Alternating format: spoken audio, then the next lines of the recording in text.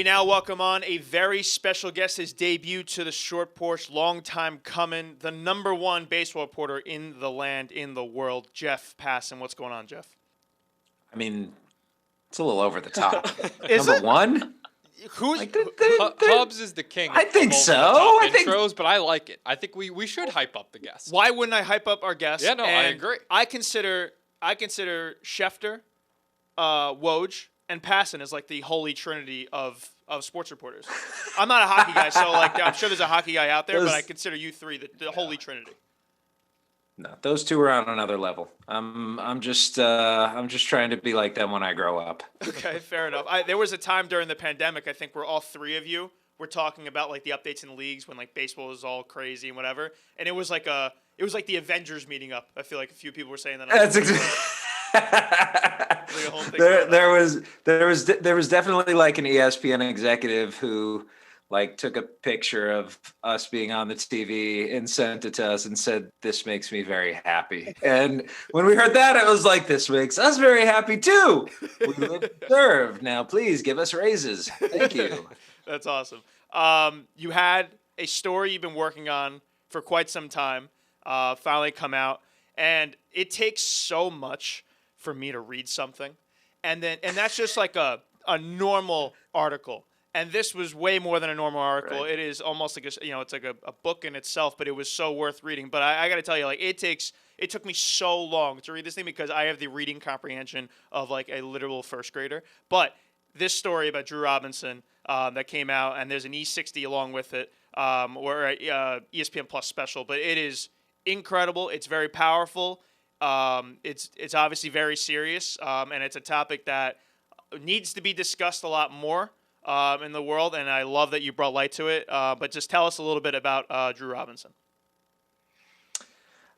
Drew Robinson was your typical baseball player who makes it up to the big leagues and is sort of on the cusp. You know, he's not a superstar. He's not someone you may know about. If you followed the Texas Rangers or the St. Louis Cardinals, who he played in the big leagues for, you may remember him because he had some personality and was a very well-liked guy. But, you know, that was one of the many interesting things about him, that as much as publicly he looked like the happy-go-lucky guy, he had been harboring feelings of depression, poor self-worth, and all of the things that come from a place of bad mental health, really for like almost 2 decades, and had been wearing it on the inside, even though he had so many people to talk to, his parents, his siblings, the girlfriend, fiance who he had in his life and still is in his life now. Even though he had all these people, he didn't realize that he could talk with them. And things built up. The pandemic hit. He went home. He was alone. And he decided he was going to end his life. And he shot himself in the head. And he lived. And that is the beginning of what I think is an incredibly inspiring story, not just because he got a second chance at life, but what he's trying to do with it. His purpose right now, as much as it is to come back and play baseball, which is a ridiculous thing to do after you've lost an eye having shot yourself, is bigger than that. He wants to help people, and he wants people to avoid this awful thing that he went through and to know that there are alternatives to it. Yeah. I thought specifically when he talked to the Giants team, he was asked to come speak, and the people that came up to him afterwards were like, that was incredible, that was powerful, like that type of stuff. That's what he's doing. Yeah, and obviously it's inspirational in itself that he's attempting to play baseball again, and somehow like it seems like kind of succeeding in that sense. And he's got this spring training invite to the Giants, the minor league camp, whatever, and he's hitting balls again at high velocity, whatever. That's crazy. But yeah, him telling his story. And I thought this was a specific quote from your article that really spoke to me, and I think it's gonna. This just like people need to save this quote, and whenever they're down or whatever, it's huge. But he says, "I never will hold back from asking or telling someone, even if it's something simple. Hey, this little thing's annoying me today. Just tell them. They want to hear it. People that love you want to hear it. If you don't have people that love you, therapists want to hear it. People want to help you. Professionals want to help you. So many people in this world are willing to help anyone going through these things. It might be a specific situation that makes it feel like you're alone, but you're never alone. I thought that was very powerful. That was huge by him to say that. And I think a lot of people, if you're struggling out there with mental health and, during quarantine, I thought that was another thing that was very interesting, how you never really think of you have this support system usually, you have people you can go to, just feel comfortable around people, and then quarantine happens and you're so alone like he was. And it's just a mental toll on you. I think a lot of people had that, myself included, not to his extent, but definitely got very low during quarantine with, just the pandemic and staying in your apartment nonstop. You can't go outside. It's very depressing. And obviously way more on others too. But I just thought his story was really powerful. It's incredible what he's doing. And good on you for telling the story. And I know you took a while. You were working on this for months, right? I'm sorry, that was all very profound, but I'm stuck on the fact that as someone with a first grade reading level, you actually went through that and sounded like a reasonably competent human being. So, bravo. All right. Very Maybe impressed. the most fluent Hubs has ever spoken. I know. I only started I guess Sarah just told me maybe. How many times did you practice that in the mirror? Not last once. night? No. Appreciate it. I'll take a compliment from Jeff Passan any day of the week. So let's go. This has been a long time coming, and look, April 16th was the day that he shot himself, and he was out of the hospital 12 days later, went to a mental hospital for 5 days, and a mental health hospital rather, and was out of that. So he was home after 17 days, and he knew pretty early on he wanted to talk. And I was concerned, right? Yeah. Is he ready? Is this what he really wants? He hasn't even seen what life is going to be like, what the struggles are going to be like, as good as he is now.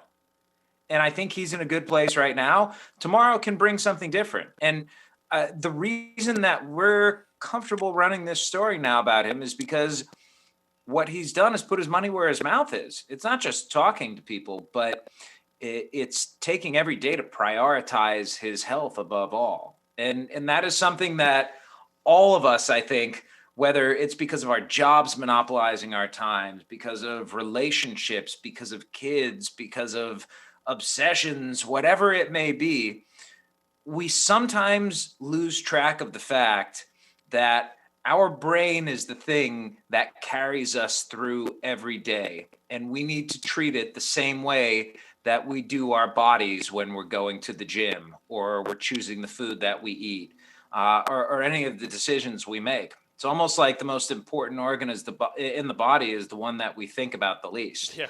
And Drew's whole idea here is to look at the brain the same way that he does his swing. That is, like athletes think about themselves through that physical prism, right? What can I do to perform?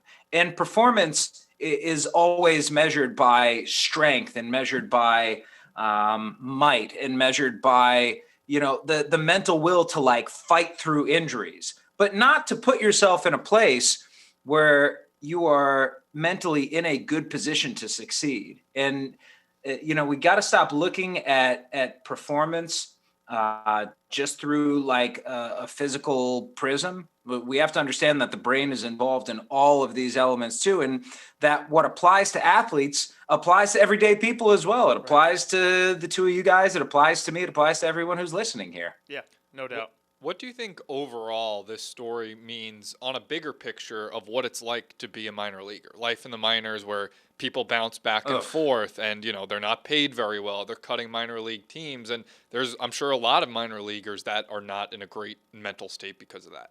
Yeah, it's brutal. Minor league baseball sucks, and it sucks because the pay is in most cases below minimum wage. It sucks because the accommodations are embarrassing. It sucks because organizations, in a lot of cases, unless you're a bonus baby or one of the best prospects, treat you like capital as opposed to a human being. You're an asset. And it's the way that the game has evolved right now. And for Drew, listen, getting called up to the big leagues is phenomenal. There's a point in the movie though where I asked him about the first hit he had in the big leagues, and it was a home run at Yankee Stadium off Michael Pineda. Yep. Heard that one before. Yep. I asked him, how long did that incredible feeling last? And he says, until the next day when I got sent down. And he laughs. And it's like, it's such gallows humor that baseball players, especially, guys who are seen as up and down guys like Drew was, you have to have it. And, as much as he did, in the end, it wasn't what made him do what he did. But I certainly think that the rigors of the game contributed to it. Yeah, no doubt. The amount of times he was sent back and forth, and you detail that, is like legitimately jarring. I thought something on a little bit of a lighter note from the story. Incredible. Just you don't think about like the person who paints his eye, but like that person is like as good at her. She was as good at her job as I've ever seen before in my like. It was crazy how she just does that, and it's so important. It's this guy's eye. It's just how he's gonna be viewed by other people. So that was insane to me. Listen. I'm with you when he got the eye. He sent me a picture, and I've seen his face enough that I know which side it happened on. But I zoomed in, like I pinched and pulled out on my phone, and I went into it's uncanny. Yeah. How, like, if you're that close in and you ask someone which one of these is real and which isn't, they would have no idea. Yeah. And yet it's like you said, it's an important thing. He doesn't wear the prosthesis all the time, just because it can kind of be annoying, or sometimes he wants people to see what he looks like right now. Right. When the bullet hit the eye, it shattered the orbital bone, and they had to rebuild that using titanium, and they had to put in an implant there where the eyeball used to be. And that is part of who he is. He wears it almost as a badge of pride, right? Yeah. Like, look how fucking strong I am. Yeah. Yeah, I got past this, and that's why he saves the bullet too. It's like a little reminder of I got past this. I had the strength to do this. Yeah, so it's an incredible story. We'll definitely link to it when we tweet out this podcast and everything. And I'm an idiot, and I didn't realize that it was an hour-long thing on ESPN Plus. I just read the article, obviously, but there's also a whole 1 hour thing on ESPN Plus. I was gonna say you could have avoided the whole reading thing that's so difficult for you just by turning on your TV. This is not difficult. Realizing it 2 hours ago, finding it on ESPN Plus, I literally just was at my desk and I was like, you have to be, because I'm such a movie guy over reading a book or anything. But honestly, sometimes when you just read a thing like that, it hits. You comprehend it more and you pay more attention to detail. So I was happy to read it. That was very cool.